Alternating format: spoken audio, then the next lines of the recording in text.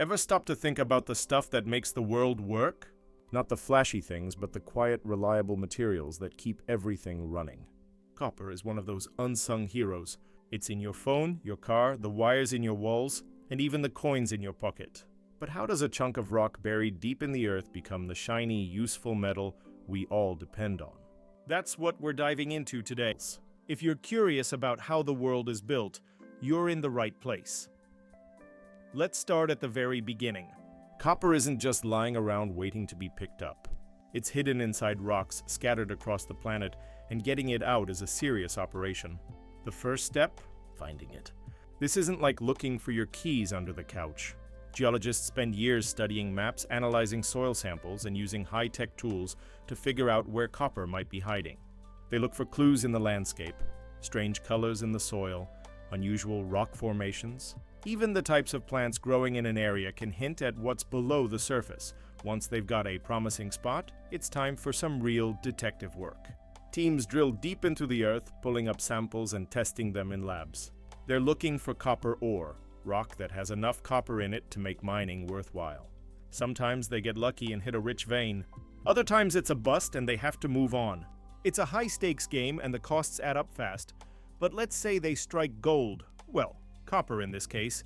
Now the real work begins. Mining copper isn't a gentle process. We're talking about massive machines, explosives, and a lot of noise.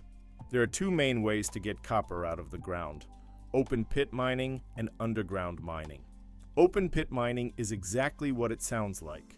A giant hole in the ground, sometimes so big you can see it from space. Picture a staircase carved into the earth, each step the size of a football field. Trucks the size of houses rumble up and down, hauling away tons of rock. Underground mining is a different beast. Instead of digging down from the top, miners tunnel deep into the earth, following the copper veins wherever they lead. It's dark, cramped, and dangerous work. But sometimes it's the only way to reach the good stuff. No matter how you do it, mining is just the start. The rock that comes out of the ground is mostly useless. Just a tiny fraction is actually copper. To get to the metal, you have to break the rock down. First, it goes through crushers, giant machines that smash the rocks into smaller pieces. Then it's ground up even finer until it's almost like sand. This isn't just for fun. The smaller the pieces, the easier it is to separate the copper from everything else. Here's where things get interesting. Imagine you've got a bucket of sand and somewhere in there are a few grains of gold. How do you get them out? With copper, the answer is a process called flotation. The ground-up ore is mixed with water and special chemicals, then pumped into huge tanks. Air is blown in from the bottom, creating a frothy mix. The copper particles stick to the bubbles and float to the top, forming a thick, foamy layer. Everything else sinks to the bottom and gets thrown away. It's a bit like skimming the cream off milk, but on a massive scale. The result is a copper concentrate, a thick, dark sludge that's about a third copper, with the rest made up of other minerals and impurities. It's a big step up from the original rock, but it's still not pure enough to use. So, what happens next? The concentrate is loaded onto trains or ships and sent off to a smelter. This is where the real magic happens. Smelting is all about heat, lots of it. The concentrate is dumped into a furnace and blasted with temperatures over 1000 degrees Celsius. The copper melts, separating from the other stuff, which forms a layer of slag on top. The molten copper is tapped off and poured into molds, where it cools into big rough slabs called anodes. But even now, the copper isn't quite ready. It's about 99% pure, but that last 1% makes a big difference. To get rid of the final impurities, the anodes go through a process called electro-refining. They're hung in tanks filled with a special solution, and an electric current is passed through. The pure copper slowly dissolves off the anode and collects on a thin sheet of metal, forming a new, super pure copper plate. The impurities either fall away or get collected for other uses. At this point, you've got copper that's 99.99% pure, good enough for just about anything.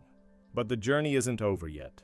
These big copper plates are shipped off to factories where they're melted down and shaped into all sorts of products. Some are rolled into thin sheets, others are drawn into wire, and some are pressed into pipes or rods. The possibilities are endless. What's wild is how much rock you have to move to get just a little bit of copper. On average, you need to process about 200 tons of ore to get a single ton of copper. That's like moving 100 cars just to get enough metal for one. It's a massive operation, and it's easy to see why copper is so valuable. But here's the thing. Copper isn't just useful, it's essential. It's one of the best conductors of electricity, which is why it's in every power line, every motor, every electronic device you own. It's also resistant to corrosion, so it lasts a long time, even in tough conditions.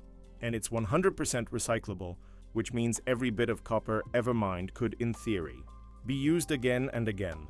So next time you flip a light switch or charge your phone, take a second to think about the journey that copper took to get there.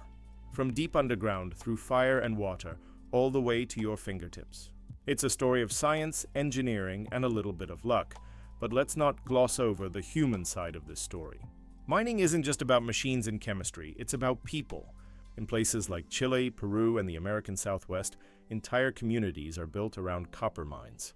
For some, it's a family tradition, with skills and stories passed down through generations. For others, it's a tough job that pays the bills, even if it means long hours and hard work. There's pride in being part of something bigger, knowing that the copper you help produce might end up in a hospital, a school, or a new electric car halfway around the world. Of course, there's another side to the coin. Mining can be rough on the environment. Digging up huge amounts of earth, using tons of water, and dealing with leftover waste all have real impacts.